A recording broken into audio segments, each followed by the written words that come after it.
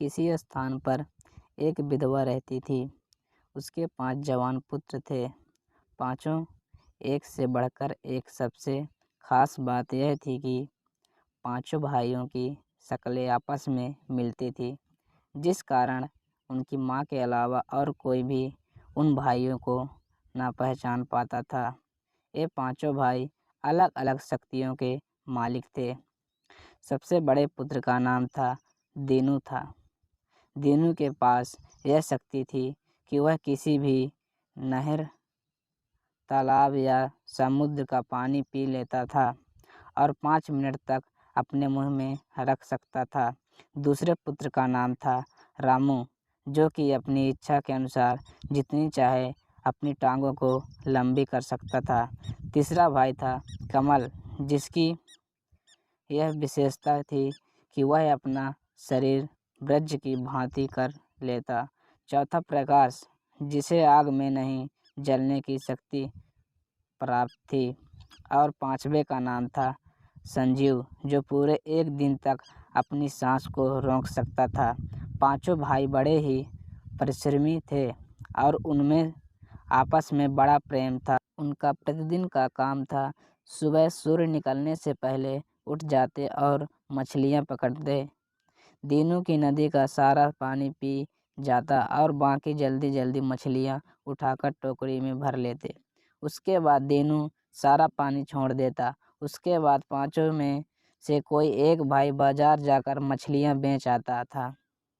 एक समय की बात है, दीनू बाजार में मछलियां बेचने गया।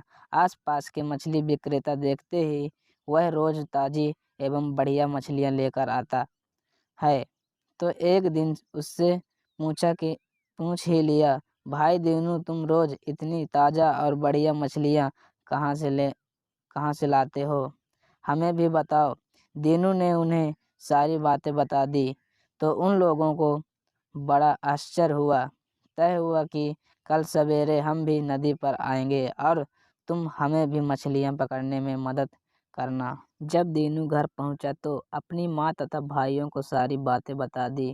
खैर, अगले दिन सवेरे सवेरे वो लोग नदी पर पहुंच गए और दीनू भी वहां पहुंच गया। दीनू ने उन लोगों से कहा, देखो, मैं सिर्फ 5 मिनट तक ही पानी अपने मुंह में रोक सकता हूँ, इसलिए तुम इतने समय में मछलियाँ पकड़कर बाहर आ जाना। उन लोगों के हामी भरने के बाद दीनू सारा पानी पी गया और वे चारों लोग मछलियाँ बटोरकर टोकरे में भरने लगे। समय का पता न चला और लालच के कारण वह दीनू की बताई बात को भूल गए। इधर 5 मिनट बीत चुके थे। दीनू ने जोर जोर से हाथ हिलाकर इशारा किया, लेकिन वे सब तो मछलियाँ बटोरने में व्यस्त थे। जब दीनू और ज़्यादा देर तक अपने मुंह में पानी नहीं रोक सका, तो उसने सारा पानी छोड़ दिया और वे सारे लोग नदी में ही बह गए। यह बात गांव में फैल गई। दीनू को राजा के पास ले जाया गया और उस पर लोगों की हत्या का आरोप लगाया तथा उसे भी नदी में डुबाने की सज़ा सुनाई गई। राजा ने दीनू से उसकी अंतिम इच्छा पूछी, तो दीनू ने कहा, महाराज, मैं एक बार अपनी माँ से मिलना चाहता हूँ। राजा ने आज्ञा दे दी। अब वह घर पहुँचा और सारी बात बताई तो रामू बोला, भैया, तुम चिंता मत करो, तुम्हारी जगह मैं जाऊँगा दीनू के साथ। स्थान पर रामू वहाँ पहुँच गया। अब राजा एवं अन्य लोग पहचान ही न पाए कि यह दीनू नहीं बल्कि रामू है। जब उसे नदी में डाला गया तो वह अपनी टांगें ऊंची करके आराम से नदी पार कर गया। राजा को बड़ा आश्चर्य हुआ।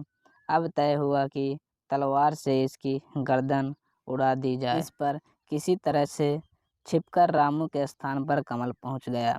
उसने अपना शरीर वज्र का बना लिया। जब तलवार मारी गई तो गर्दन को तो कुछ ना हुआ, तलवार के 2 टुकड़े हो गए। अब राजा ने आदेश दिया कि इसे आग में जलाकर मार दिया जाए।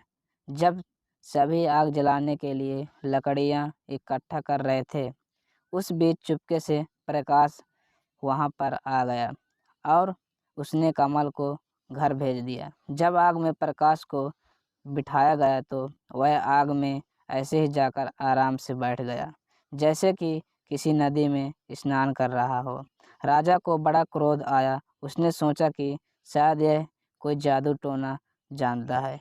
इसके बाद राजा आज्ञा दी और कहा कि एक गहरा गड्ढा खुदवाकर ऊपर से मिट्टी डलवाकर इसे मृत्यु दी जाए। जब गहरा गड्ढा खोदा जा रहा था तो इसी बीच किसी तरह छुपकर प्रकाश घर पहुंच गया और सारी बातें अपने छोटे भाई संजीव को समझा दी कि मेरे जगह पर तुम जाकर गड्ढे में सांस रोककर लेट जाना। जब तुम्हें दफनाकर राजा व अन्य लोग चले जाएंगे तो रात को हम सब वहां पहुंचकर तुम्हें बाहर निकाल लेंगे। अगली सुबह संजीव को दफना दिया गया। राजा स्वयं अपने सिपाहियों के साथ शाम तक वहीं रुका रहा और सोचा कि सुबह से शाम होने को आई, अब तक तो उसकी मृत्यु हो गई होगी। यह सोचकर सभी वहां से चले गए। रात होने पर चारों भाई वहां पहुंचे तथा गड्ढा खोदा तो संजीव आराम से उठकर खड़ा हो गया। सारे भाई आपस में गले मिलकर बड़े प्रसन्न हुए और उन्होंने अपनी माँ को लेकर वह गांव छोड़ दिया तथा किसी अन्य स्थान पर जाकर रहने लगे। विधवा को अपने 5 पुत्र रूपी रत्नों पर बड़ा गर्व था। शिक्षा अपनी शक्तियों के बारे में किसी को नहीं बताना चाहिए, बल्कि उसे दूसरों की भलाई में लगाना चाहिए। ऐसी ही कहानी सुनने के लिए वीडियो को लाइक और चैनल को सब्सक्राइब करें। हमारे वीडियो को देखने के लिए आपका बहुत बहुत धन्यवाद।